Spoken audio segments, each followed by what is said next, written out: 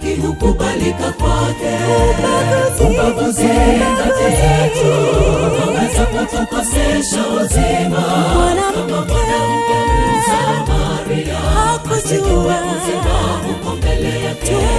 Tuondoe tofauti, watoto wa Mungu ni wenye umoja na upendo kati yao, kushikamana kwa kila jambo.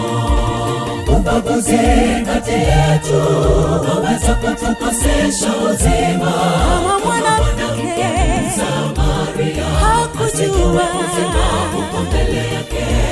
Tuondoe tofauti, watoto wa Mungu ni wenye umoja na upendo kati yao, kushikamana kwa kila jambo.